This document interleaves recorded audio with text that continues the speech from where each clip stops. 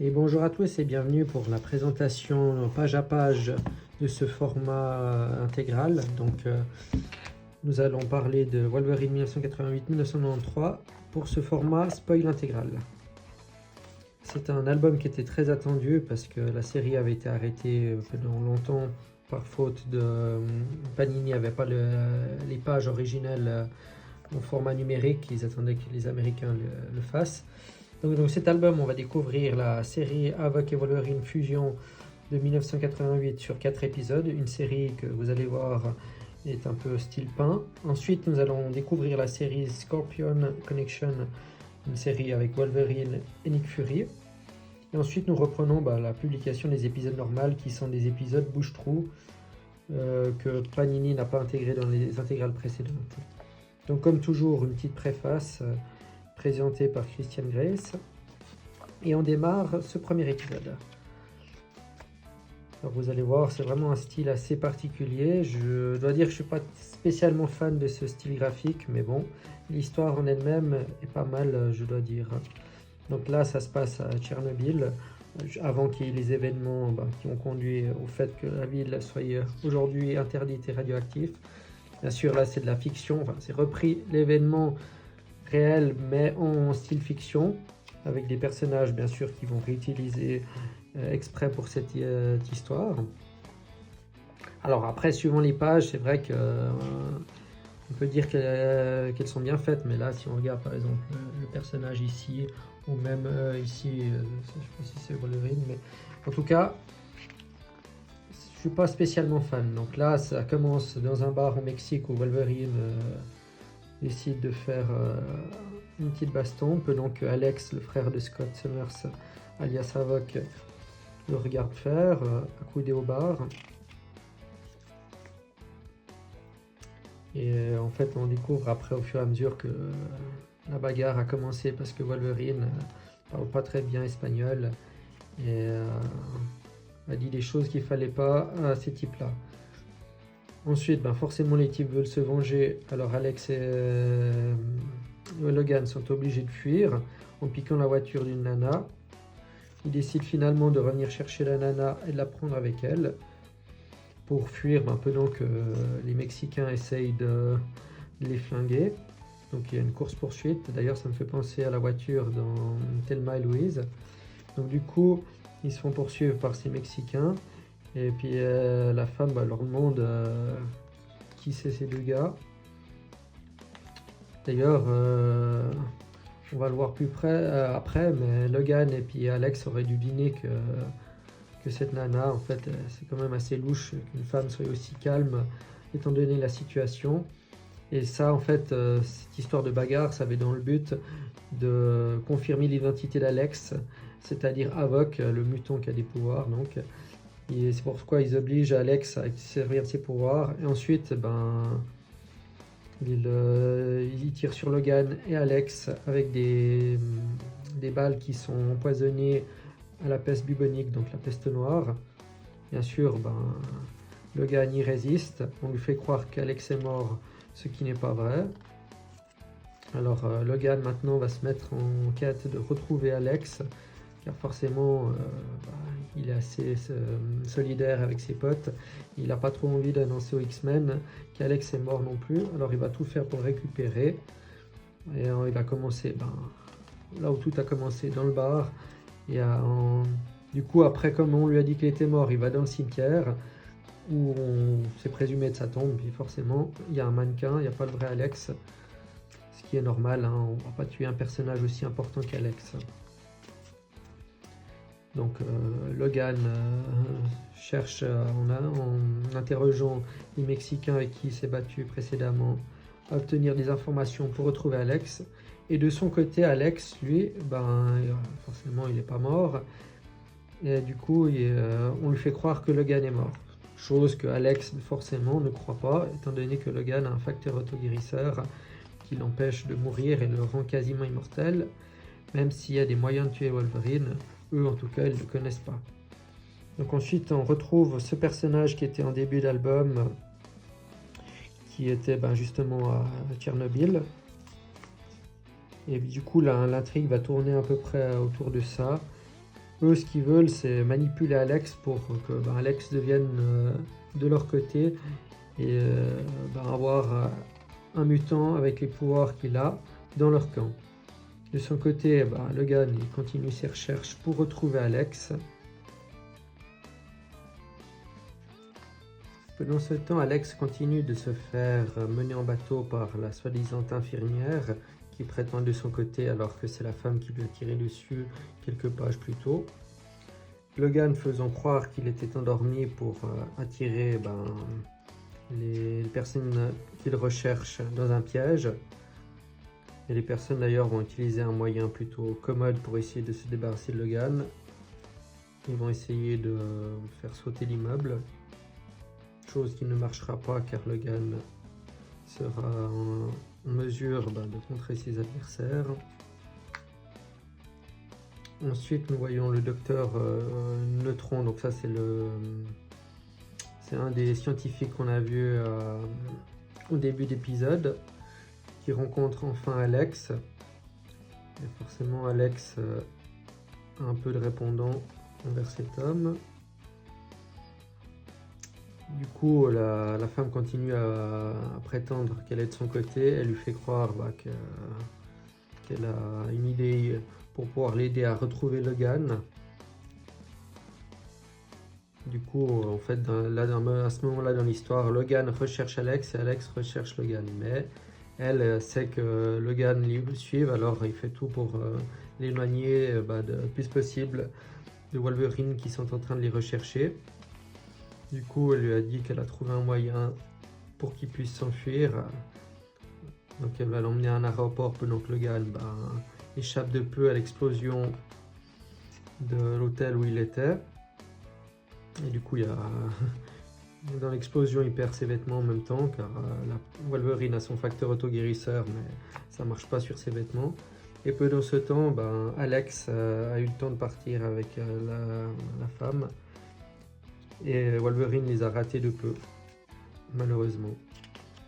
Mais ce qui ne découragera naturellement pas notre ami Logan, qui est plutôt tenace comme pisteur.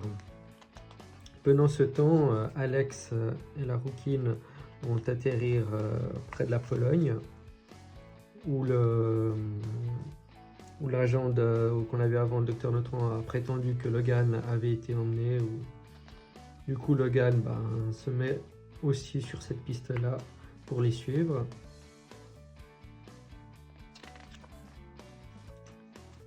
Et Logan finit par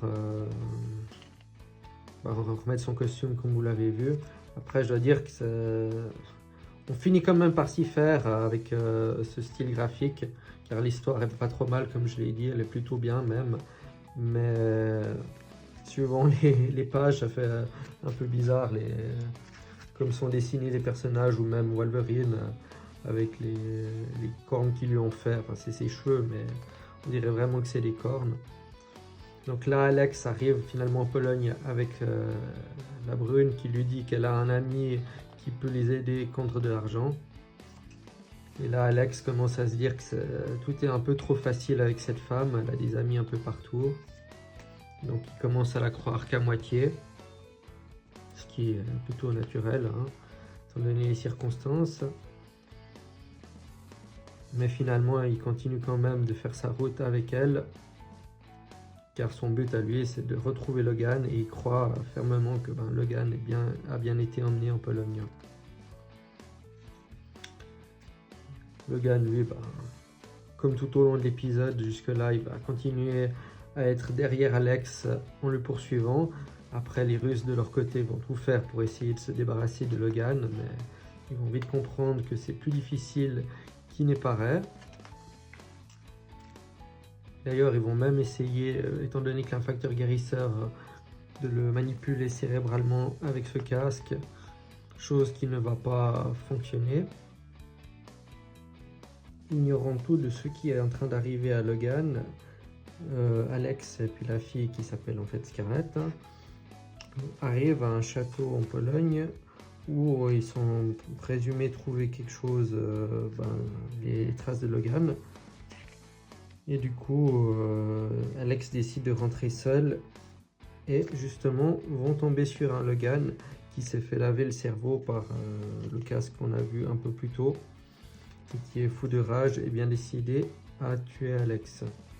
Alex, comprenant que Logan est hors de lui et qu'il ne pourra pas le maîtriser, décide d'utiliser son pouvoir de plasma à pleine puissance, ce qui va sérieusement blesser Logan. Enfin, dans le cas présent, ça va le tuer, mais le facteur auto-guérisseur de Logan, comme vous vous en doutez, fera effet un peu plus tard.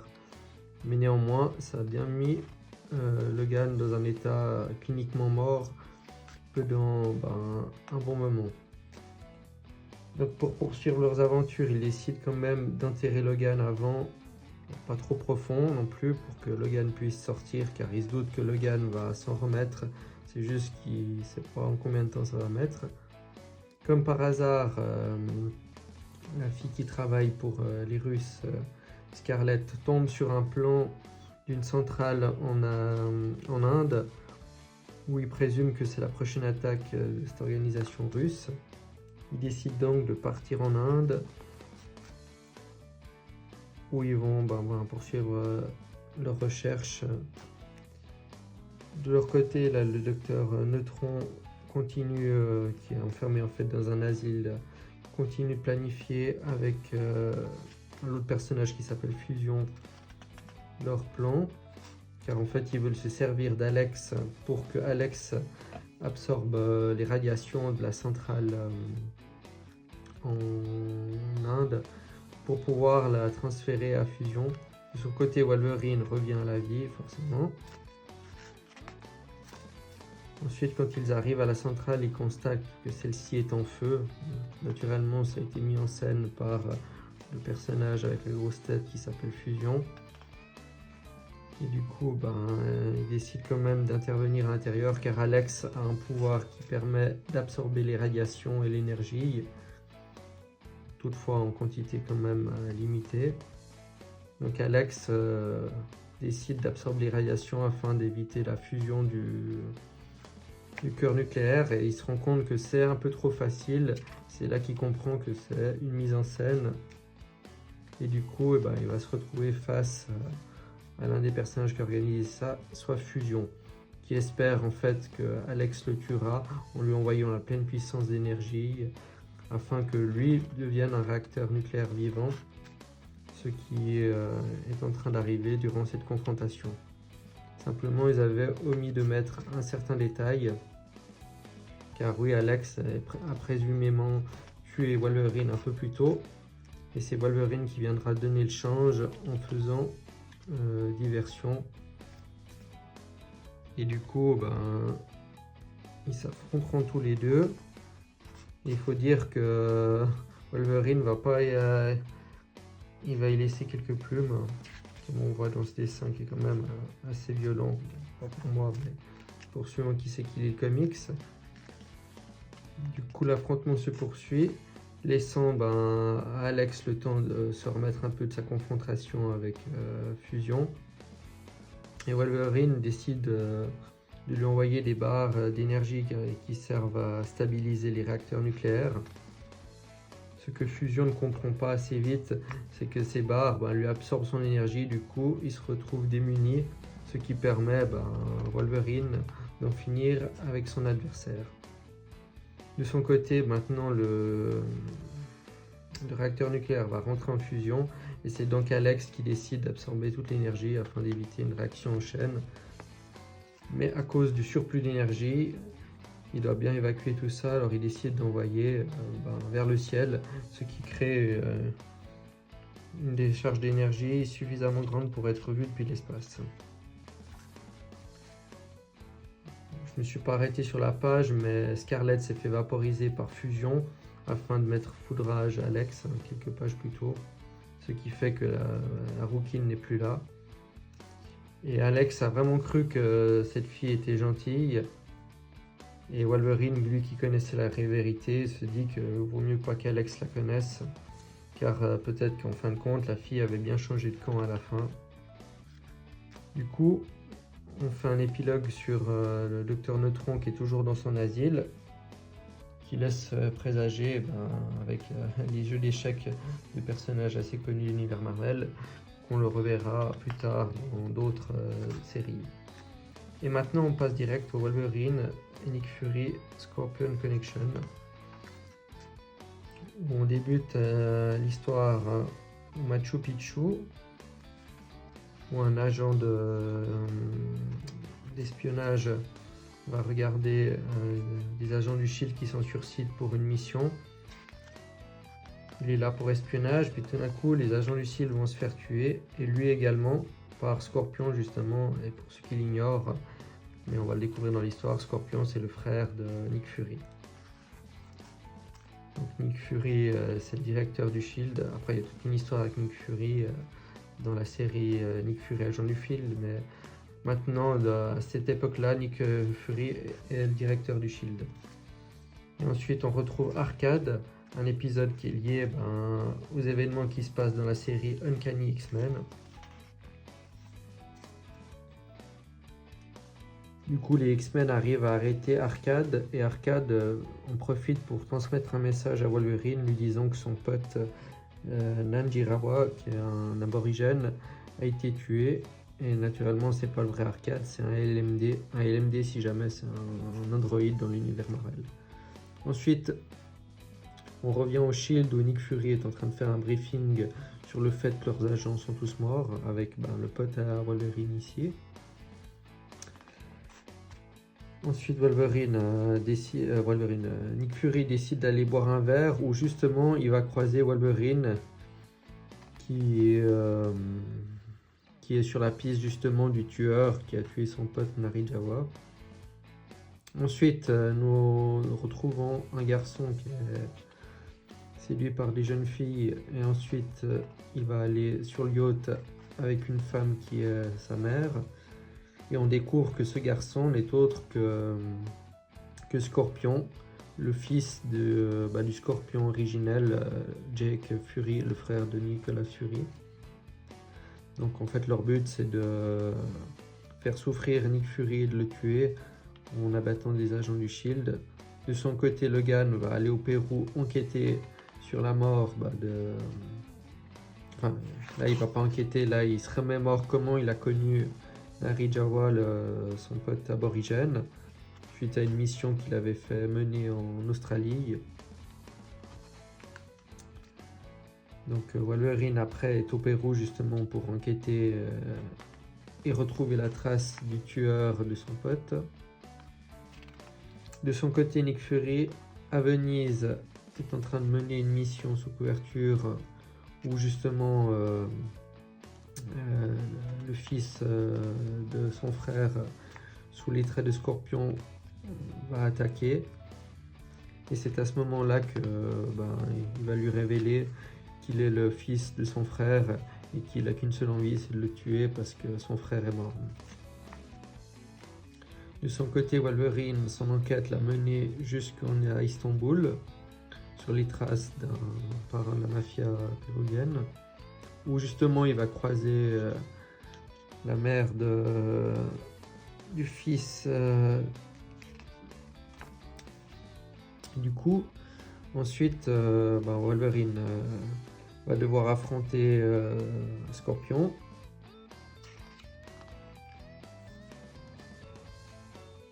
Il sera mis KO, mais Nick Fury va venir quand même aider Wolverine, car lui aussi il est sur les traces du fils de son frère, où il va lui raconter l'histoire originelle, comment il a connu sa mère, comment son frère s'est mis avec elle. Il va, bref, lui raconter toute l'histoire. Du coup, après, Wolverine et Nick Fury décident de continuer leur mission pour les retrouver. Et du coup, ils vont arriver dans une villa qui est piégée, où justement Nicolas aurait dû mourir, mais grâce à l'intervention de Wolverine qui va le secourir, on verra après, du coup il s'en sort. Comme toujours, forcément, les personnages, c'est un peu con, mais les personnages clés de l'univers Marvel, on sait qu'ils s'en sortent toujours, quoi. Ensuite, quand il y a la confrontation finale entre Nick Fury, Wolverine et le Scorpion, du coup, Nick Fury, comme il est un peu vieux maintenant, c'est Wolverine qui le rattrape en premier, même s'il utilise un jetpack pour arriver sur le toit. Et durant la confrontation finale, la mère de Scorpion va finir par se faire tuer par Wolverine,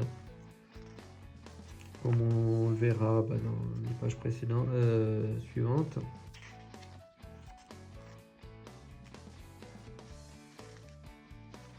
Et à la fin, le Scorpion essaie quand même de s'enfuir.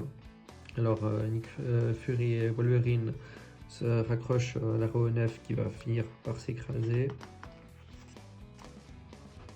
Et du coup, Wolverine, qui a très envie de le tuer pour se venger, décide, à la demande de Nick Fury, de le laisser en vie, étant donné qu'on a découvert que c'était pas le fils de son frère, mais que c'était son propre fils. Révélation faite par la mère. Alors, un épisode plutôt sympa. Je vais passer tous les détails. J'ai vu que les épisodes après sont un peu longs, mais c'est un épisode vraiment sympa que je vous recommande. Et maintenant, on démarre avec l'épisode 54 de Wolverine. Donc, dans cet épisode, Wolverine va rencontrer Shatterstar. Au début de l'épisode, nous voyons un mutant, un Morlock. Donc, les Morlocks, ce sont des mutants qui vivent dans les égouts car ils sont totalement difformes. Se faire poursuivre par un gang bien décidé à éliminer les mutants appelés Morlock. De son côté, Shatterstar va apprendre via les informations ce qui arrive en ville et va se décider de se venger et d'arrêter ce gang qui sévit pour tuer les mutants. Pareil pour Logan qui va lui aussi apprendre du coup ce qui arrive aux mutants et va se décider justement à aller poursuivre ces types pour les arrêter et va rencontrer Shatterstar. D'ailleurs c'est leur première rencontre, ils ne se connaissent pas encore. Et Shatterstar va le prendre pour justement un de ses membres du gang. Donc du coup un combat va s'enchaîner, mais Shatterstar va vite réaliser qu'il s'agit de Wolverine qu'il connaît de réputation. Et du coup va être vraiment à son service. Et les deux vont donc faire équipe pour arrêter ce gang qui a simplement pour but de tuer des mutants. Une histoire assez simple, assez sympa. Après peut-être pas la meilleure de Wolverine, mais pour ma part, j'ai beaucoup aimé cette histoire, elle était sympa. L'épisode suivant va se poursuivre sur 2 numéros. Dans cet épisode, Wolverine, qui va faire simple, s'emmerde un peu dans le manoir parce qu'il n'a pas grand chose à faire, va surprendre une conversation entre Charles Xavier et un de ses anciens amis qui parle à Charles et lui dit que sa fille a été enlevée. Comme Charles décide de ne pas intervenir, du coup, Wolverine se dit que c'est l'occasion de faire quelque chose et du coup, il va se mettre en quête de retrouver la fille kidnappée par une faction dissidente qui a pour but de pas sauver la planète, mais de lutter contre la déforestation, car le père de cette jeune fille s'occupe d'une usine de déforestation justement. Du coup, après, ils vont interroger les types qui sont sur place, mais Wolverine va malheureusement tuer l'un d'entre eux. Ce à quoi ils vont faire appel ensuite à ce personnage pour que justement il puisse en dire plus sur les souvenirs de cet homme, car il a le pouvoir en touchant des parties du corps d'un être vivant ou mort, de révéler ce que la personne savait. Du coup, ils vont faire face à ces personnages. Par la suite, le combat va quand même mal tourner. Et laisser Wolverine en mauvais état, mais bon, avec son facteur auto-guérisseur en plein régime, pas trop de problème pour lui. Si ce n'est que maintenant, il s'est retrouvé avec un pieu qui a de la dynamite, une bombe à détonateur. Donc s'il essaie de l'enlever, il risque de mourir. Et justement, dans l'épisode suivant, afin de limiter la puissance de la bombe, il plonge Wolverine dans de l'eau froide afin que l'explosion soit moins intense au moment où ils vont retirer le pieu. Ce qui fera quand même une belle explosion. Donc maintenant leur but c'est que ça c'est la fille du gars qu'on a vu au début. Ben, le but c'est que Wolverine s'infiltre dans cette organisation pour pouvoir atteindre le chef. Alors Wolverine décide de se couper les cheveux et de se raser. Et du coup il va réussir comme ça à se faire recruter par l'organisation. Donc pour se venger, le chef de l'organisation va attacher la fille en haut d'un arbre comme ça. Quand l'usine va venir couper les arbres, involontairement son père va tuer sa fille en continuant à couper les arbres. Et une fois que Wolverine a appris ce qui était arrivé à la fille, il décide de montrer que c'était bien lui Wolverine. Et puis d'aller sauver forcément la fille. Mais le chef de l'organisation avait piégé l'arbre. Et du coup va faire exploser l'arbre pour qu'il tombe. Et Wolverine va utiliser son corps pour amortir la chute et sauver la vie de la fille. Forcément, à la fin, il a sauvé tout le monde. D'ailleurs, il y a un truc que je trouve bizarre, c'est son facteur autoguérisseur, c'est qu'on voit déjà ses cheveux en train de repousser. Donc, c'est bizarre que son facteur autoguérisseur le guérisse et lui fasse repousser les cheveux, mais pour qu'il ait toujours ce même look. Donc, je crois qu'il doit à chaque fois se raser tous les jours pour avoir un look plus ou moins humain. On poursuit donc avec l'épisode suivant. Pour ce dernier épisode de Wolverine, qui est l'épisode 65, soit 6 épisodes après l'épisode précédent, Wolverine va tenter de revivre ses souvenirs dans la salle des dangers de son passé, car à cette époque, Wolverine avait réalisé qu'il était beaucoup plus vieux que ce qu'on aurait pu penser. Et du coup, il revit la mort de Silver Fox qui a été tué par Dent de Sabre. Ce à quoi le professeur Xavier décide de mettre fin à la séquence. Ensuite, Wolverine va aller dans un bar pour décompresser un peu et chercher un peu la bagarre, histoire de se changer les idées. Pour finir, Jean viendra lui remonter le moral, ce qui n'aura pas grand effet sur lui. Car les souvenirs de Logan sont plutôt douloureux, étant donné qu'il a vu énormément de personnes qu'il aimait mourir au fil des années. Ensuite, nous allons voir Logan qui va s'occuper de l'enterrement de Silver Fox qui est morte récemment dans les événements. Là on le voit pas parce que y a une coupure entre deux vu qu'il y a 6 numéros de différence. Et pour finir, il va aller l'enterrer grâce à un ami qui a fait pression sur le Shield pour qu'ils amènent le corps de Silver Fox dans la cabane où ils ont vécu à l'époque. Ce qui va lui faire revenir à la tête plein de beaux souvenirs, et du coup Wolverine enterre Silver Fox et lui promet de venir chaque printemps lui rendre visite. Donc voilà pour cette nouvelle intégrale de Wolverine que j'ai plutôt bien aimé, je dois dire, et que je vous recommande. Donc n'hésitez pas, si elle vous a plu, vous la procurez. Voilà, si tu as aimé la vidéo, n'hésite pas à la commenter, à liker, à la partager et abonne-toi pour plus de présentations.